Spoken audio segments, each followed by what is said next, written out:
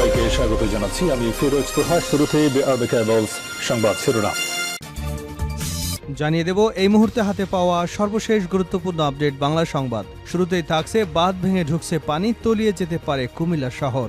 গোমতী নদীর বাঁধ ভেঙে যাবার পর আতঙ্কে দিন কাটাচ্ছেন কুমিল্লা শহরে বসবাসকারী মানুষ। তাদের আশঙ্কা গোমতীর বাঁধ ভেঙে যাওয়ায় তলিয়ে যেতে পারে গোটা শহর। এবারে জানাবো হেলিকপ্টার দিয়ে বন্যার্তদের উদ্ধার করছে র্যাপিড অ্যাকশন ব্যাটালিয়ন র্যাব। উজানের ঢলে বন্যা দেখা দিয়েছে ফেনী, নোয়াখালী, কুমিল্লা, লক্ষ্মীপুর, ব্রাহ্মণবাড়িয়া, কক্সবাজার, খাগড়াছড়ি, চট্টগ্রাম, হবিগঞ্জ, মৌলভীবাজারে। এসব জায়গায় বন্যা কবলিত অসহায়দের উদ্ধারে কাজ করছে বিভিন্ন সংগঠন। এমন পরিস্থিতিতে ফেনীতে আটকে পড়া বন্যা দুর্গতদের হেলিকপ্টারে উদ্ধার এবং ত্রাণ বিতরণ করছে র্যাব।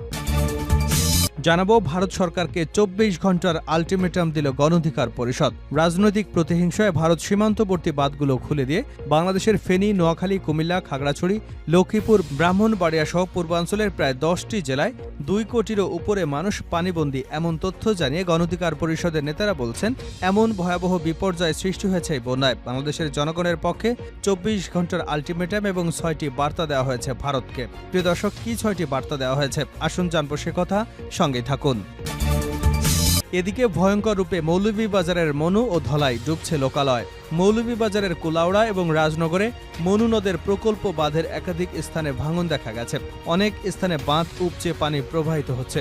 এতে 2 উপজেলা লোকালয়ে ঢুকছে মনু নদের পানি এবং ধলাই নদীর 4টি স্থানে বাঁধ ভেঙে নদের পানি লোকালয়ে ঢুকছে। এতে 3 উপজেলায় ফসলের মাঠ ডুবেছে, বাড়ি ঘরে পানি উঠেছে।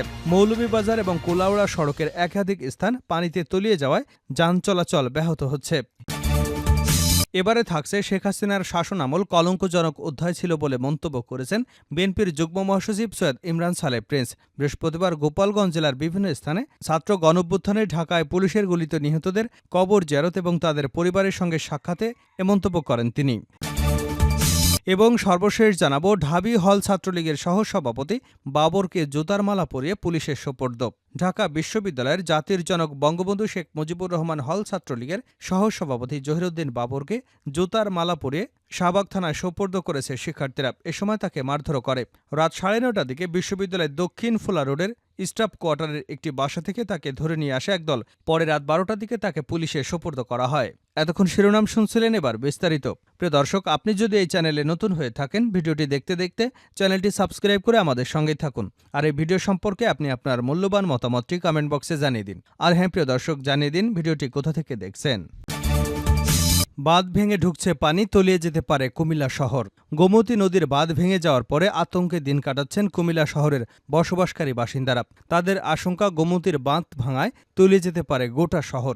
গতকাল বৃহস্পতিবার রাত 11:30টার দিকে কুমিল্লার বুড়িচং উপজেলার বুরবুরিয়া এলাকায় গোমতী নদীর বাঁধ ভেঙে গেছে। এতে বুড়িচং ও ব্রাহ্মণবাড়িয়া উপজেলার বন্যা পরিস্থিতির অবনতি হয়েছে।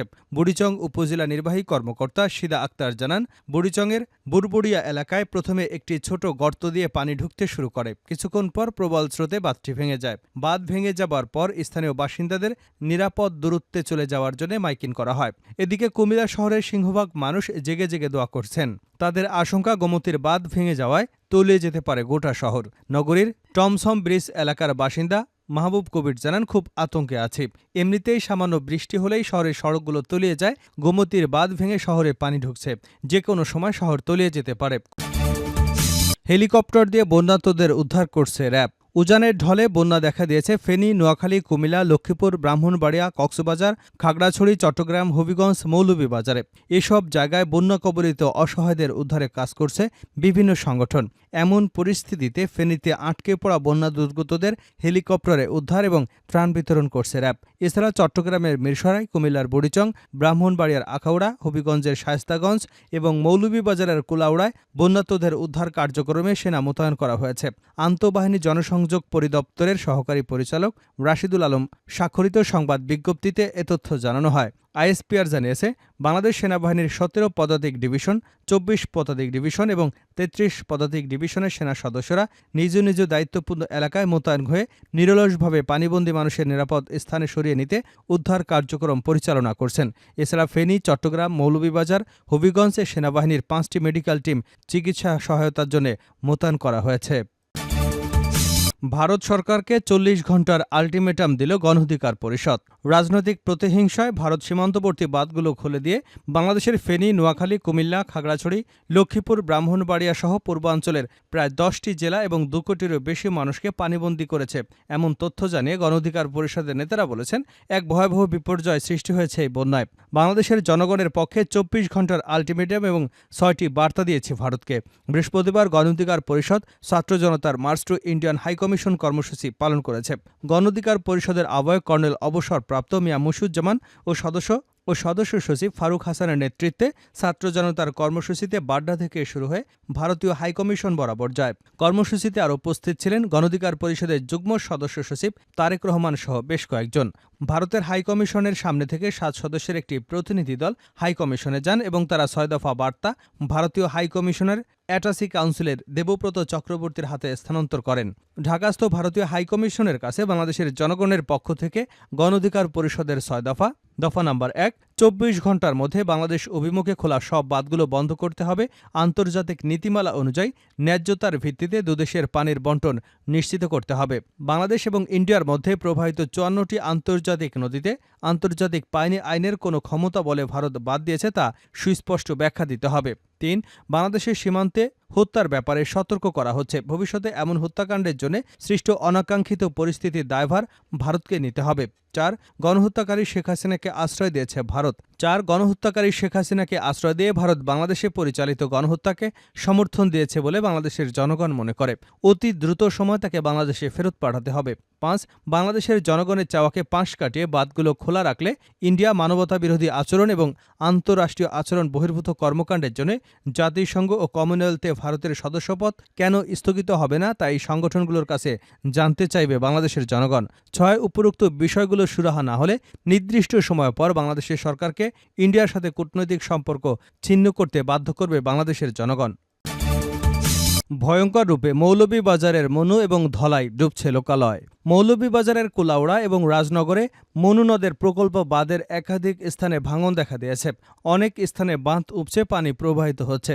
এতে ২ জেলা লোকালয়ে ঢুকছে মনু নদীর পানি এবং ধলাই নদীর ৪টি স্থানে বাঁধ ভেঙে নদীর পানি লোকালয়ে ঢুকেছে। এতে ৩ উপজেলার ফসলের মাঠ ডুবেছে, বাড়িঘরে পানি ঢুকেছে। মৌলভীবাজার কুলাউড়া সড়কের একাধিক স্থান পানিতে তলিয়ে যানবাহন চলাচল ব্যাহত হচ্ছে। বৃহস্পতিবার ভোরে মনু নদের মিয়ারপাড়া বাঁধ ভেঙে পানি টিলাগাঁও, পৃথিমপাশ এবং ব্রাহ্মণবাজার ইউনিয়নে প্রবেশ করে। ওই দিন সকাল ৮:৩০টার দিকে রাজনগর উপজেলার মনসুরনগর ইউনিয়নের কদমহাটা এলাকায় পানি উপচে মনু নদ প্রকল্পের বাঁধের একটি স্থান ভেঙে যায়। একই এলাকায় পাশাপাশি আরও ৩টি স্থান দিয়ে পানি উপচে বের হচ্ছে। অন্যদিকে মনু নদে পানি বৃদ্ধি অব্যাহত থাকায় মৌলভীবাজার শহরের মানুষ গতকাল রাত্রি বন্যার আতঙ্কে নির্ঘুম কাটিয়েছে। ঢাকা বিশ্ববিদ্যালয় হল ছাত্রলীগের সহসভাপতি বাবরকে জুতার মালা পরিয়ে পুলিশের সোপর্দ। ঢাকা বিশ্ববিদ্যালয়ের জাতির জনক বঙ্গবন্ধু শেখ মুজিবুর রহমান হল ছাত্রলীগের সহসভাপতি জহিরুদ্দিন বাবরকে জুতার মালা পরিয়ে শাহবাগ থানায় সোপর্দ করেছেন শিক্ষার্থীরা। এ সময় তাকে মারধরও করা হয়। বুধবার রাত ৯:৩০টার দিকে বিশ্ববিদ্যালয়ের দক্ষিণ ফোলা রোডের স্টাফ কোয়ার্টারের একটি বাসা থেকে তাকে ধরে নিয়ে আসে একদল শিক্ষার্থী। পরে রাত ১২টার দিকে তাকে পুলিশে দেওয়া হয়। জহিরুদ্দিন বাবর ঢাকা বিশ্ববিদ্যালয়ের রাষ্ট্রবিজ্ঞান বিভাগের ১৬-১৭ শিক্ষাবর্ষের ছাত্র। জানা যায়, বিশ্ববিদ্যালয়ের রেজিস্ট্রার ভবনের কর্মচারী অমিত সরকারের বাসায় লুকিয়েছিলেন বাবর। খবর পেয়ে শিক্ষার্থীরা সে বাসায় গিয়ে তাকে খুঁজে পান। এ সময় ওই কর্মচারীকেও মারধর করা হয়। ঘটনায় জড়িত কয়েকজন শিক্ষার্থী বলেন, হলে থাকাকালে বাবর জুনিয়র শিক্ষার্থীদের নির্যাতন করতেন। তার প্রতি শিক্ষার্থীদের ক্ষোভ ছিল। হলে থাকতে অনেক শিক্ষার্থীকে নানা সময় ট্যাগ দিয়ে হল থেকে বের করে দিয়েছিলেন বাবর। এ বিষয়ে শাহবাগ থানার এসআই আশরাফুদ্দিন বলেন, শিক্ষার্থীরা দুজনকে আমাদের হাতে তুলে দিয়েছেন। আমিও ঊর্ধ্বতন কর্তৃপক্ষকে জানিয়েছি, মামলা হলে তদন্ত করে তাদের বিরুদ্ধে আইনগত ব্যবস্থা নেওয়া হবে।